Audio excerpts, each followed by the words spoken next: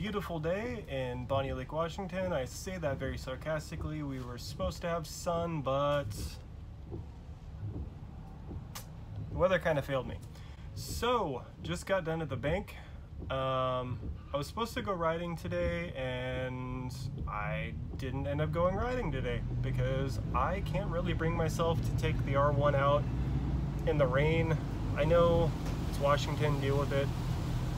So that kind of pushed me to the limit of, yeah, I think it's time to buy that FZ09, because I wouldn't mind riding that in the rain. You know, I'm not really a fair weather rider, but at the same time, I love that R1 too much to subject it to water. I will eventually, and I have before. It's not something that I really want to do intentionally. So that said, I'm on my way to pick up my new bike that will be ridden every day, and I will, ultimately the goal here being getting myself out of a car. I hate driving. I would always rather be on a motorcycle. Rain or shine, snow, I don't care.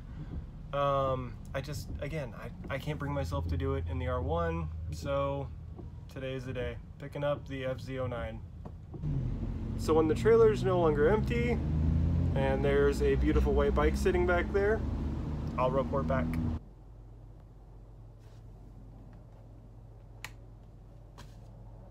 Got it. All right, there she is.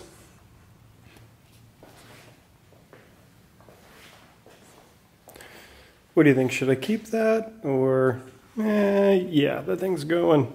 Really love the look of that pipe, but it's gotta go.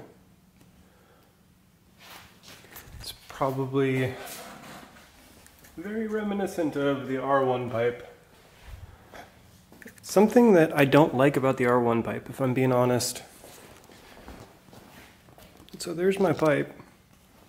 When you get to the side, it looks like something's missing. So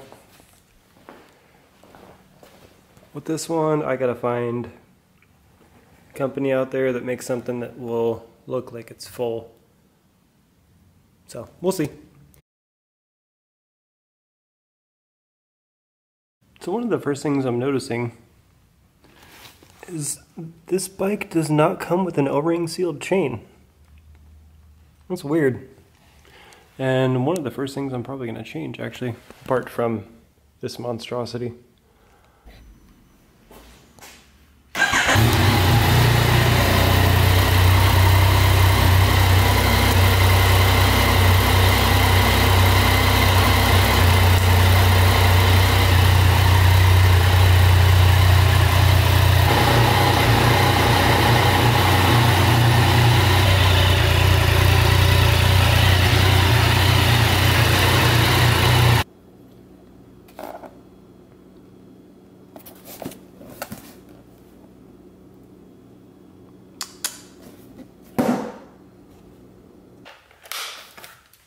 I'll tell you right now, it's a good thing that I decided to get spools while I was there. Otherwise, this would have been quite the ordeal.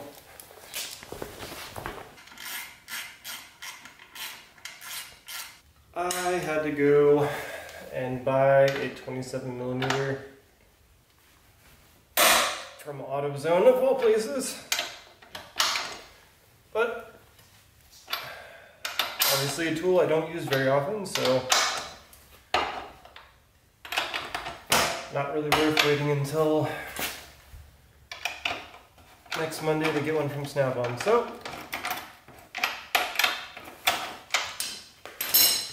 I'm okay with it.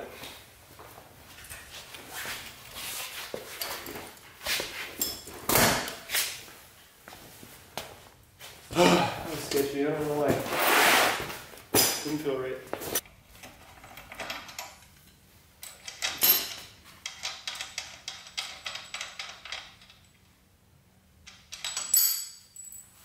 Oh my god, I'm gonna put on gloves. Everyone comment about it. I'd say that's a pretty damn good reason.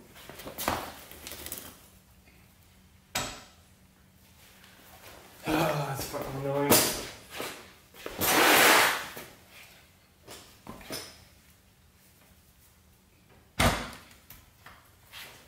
You'd think Yamaha would be smart enough to know that people are going to take this bullshit off. But, what are you going to do? So that is, look at that, this whole thing, it's actually aluminum. So, I understand why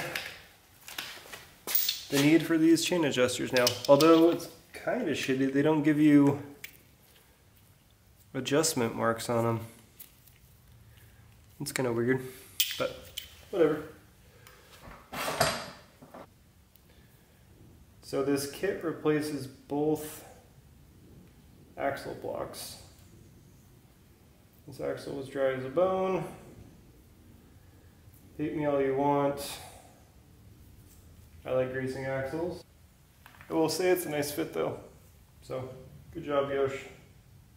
As per usual. Guys, it's relatively important to make sure that you don't get axle grease on your tires. Unless, of course, you don't like my videos, then by all means. So now that I have greasy hands, I'm going to change my gloves again. You guys have to see another pair of gloves. Make sure you comment about them. Alright, so because we used different chain adjuster blocks, we're going to check and make sure, son of a bitch, that our chain sag is the same and that nothing moved.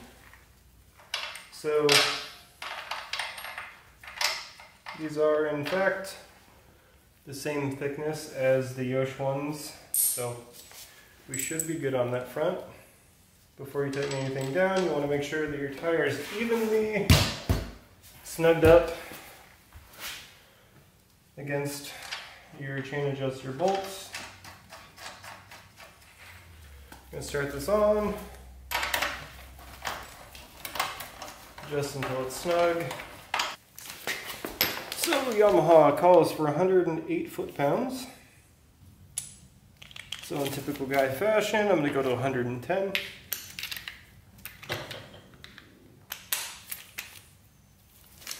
Make sure I'm not going to flip my bike off my stand. Usually you should do this on the ground with somebody holding it, but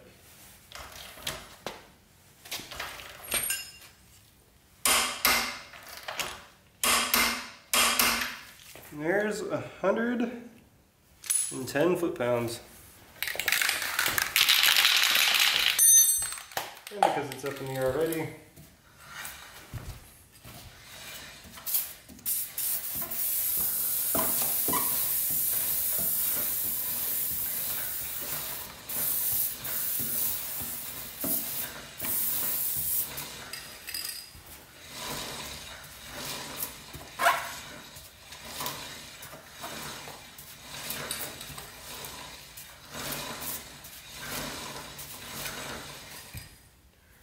alright, so this is just me personally.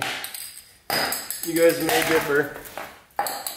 But while the chain lube is still wet, I like to get any of the excess off. Because again, grease and oil attracts dirt. So I'd rather lubricate more often than leave a ton of excess on there. Because, well, it's easier in the long run. So, our wiring can now come out of this. Oh, come on, is there another one?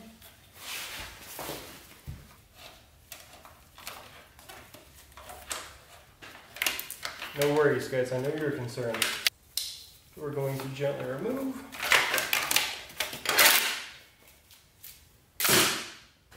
So I'm going to be honest, I probably never would have found this. Oh, can you guys see that? Right here. This is where your seat lock is. Stupid spot. There we go. So rear and up was the right way of doing it. It's just being difficult for me. All right, stupid plate is off. And that's just free spin. What the fuck?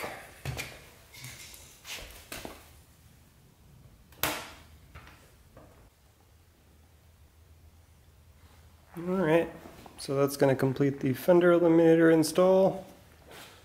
I also did the front turn signal deletes. And I'm going to tie in some turn signals somewhere in the front, but in the meantime, I'm just running without them. And we're almost ready for the road.